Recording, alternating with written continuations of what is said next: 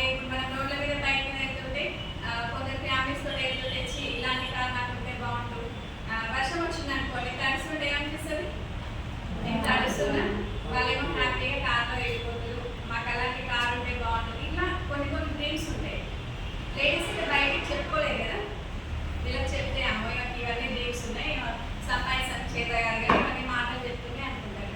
నిజంగా చెప్తున్నా, ఇందులో 18 years కంప్లీట్ అయి ముసలి వాళ్ళ వరకు అంటే ఏజ్తో సంబంధం లేకుండా ప్రతి ఒక్కరు చేసుకునే బిజినెస్ అనమాట. అలా ఆడుతూ పాడుతూ ఈ బిజినెస్ని ఒక ఫ్యాషన్లో తీసుకుంటాను. నాకున్న డ్రీమ్స్ ఏంటంటే ఇందులో ఇప్పుడు హౌస్ వరకు విదేశాలకు వెళ్ళాలని ఇవన్నీ నాకు డ్రీమ్స్ ఉన్నాయి. కానీ బయట అయితే ఎక్కడ సాధ్యపడదు. నేను మేబీ సెకండ్ ఇయర్లో ఆపేసినాం.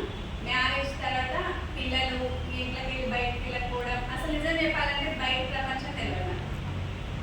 పక్క ఊర్లో ఏమంటారు, పక్క ఊర్లో ఏముంది, వేరే ఊరు తర్వాత ఊరు వచ్చేది కూడా తెలియదు. అలాంటి వ్యక్తిని ఎక్కడికి వెళ్ళినా మా సారే తీసుకెళ్ళేది. అలాంటిది నేను థాయిలాండ్ వెళ్ళొచ్చిన.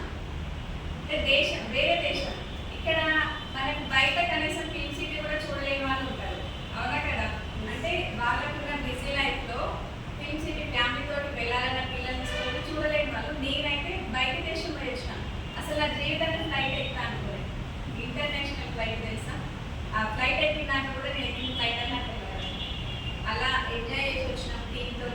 అలా చాలా హ్యాపీ. ఎందుకంటే మనకు ప్రతి ఒక్క డ్రీమ్ అనేది నెరవేరుతుంది. అలాగే 12 లక్షల car Brezza top model car మా పెళ్లి రోజు నాడు మా సార్ గిఫ్ట్ ఇచ్చాను.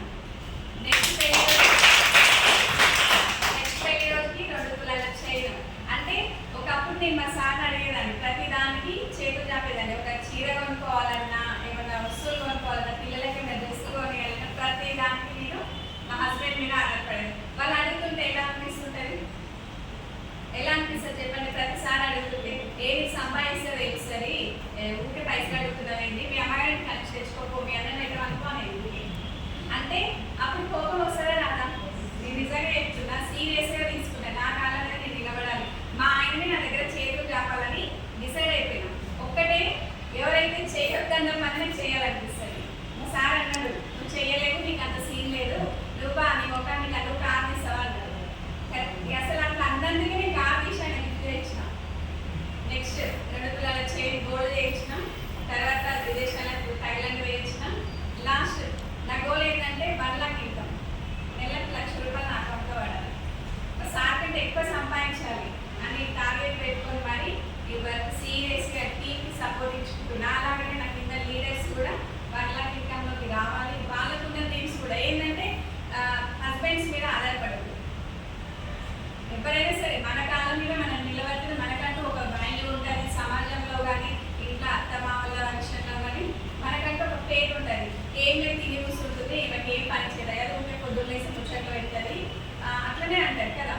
ఇక్కడ ఏంటంటే మన కాలం మీద మనం నిలబడ్డప్పుడు మనకంటూ ఒక గుర్తింపు ఉంటుంది. అరే పాపం చేస్తుంది, ఏదో ఇలా చేస్తుంది, సంపాదిస్తుంది, మంచి కార్ చేస్తుంది. అప్పుడైతే స్టార్టింగ్లో నన్ను అన్నారు, ఈమెదో బిజినెస్ చేస్తుంది, అన్ని వేస్ట్ అట్లా ఇట్లా అన్నారు. ఈరోజు అందరూ నా కింద చేయడానికి రెడీగా ఉంటుంది. ఇప్పుడు అంటే వాళ్ళందరికీ నేను అవకాశం ఇచ్చినట్టే కదా. అలా స్టార్టింగ్ ఎవరైతే వినర్ వాళ్ళు కూడా ఈరోజు నా కింద వచ్చి జాయిన్ చేసి మరి వర్క్ చేస్తారు. నిజంగా చాలా హ్యాపీగా ఉంది. అలా నేను 1,03,000 ఇన్కమ్ తీసుకున్నాను. Last income crown director house fund కూడా క్రౌన్ డైరెక్టర్ అయిన తర్వాత హౌస్ ఫండ్ కూడా తీసుకుంటున్నాను. ఫిల్మ్ సిటీ కాడ మేము మంచి త్వరలో ఇల్లు కట్టుకోబోతున్నాను. నా డ్రీమ్ హౌస్ అనమాట. ఇక్కడ ఏంటంటే మా సార్ పైసలు రూపాయి లేకుండా నా ఖర్చుతోటే, అంటే నా డబ్బులతోటే మంచి ఇల్లు, నాకున్న స్టైల్లో, నాదైన స్టైల్లో మంచి ఇల్లు కట్టుకోబోతున్నాను. మిమ్మల్ని అందరినీ ఇన్వైట్ చేస్తాను ఆ రోజు. Thank you madam, thank you so much నాకు ఈ అవకాశం ఇచ్చింది.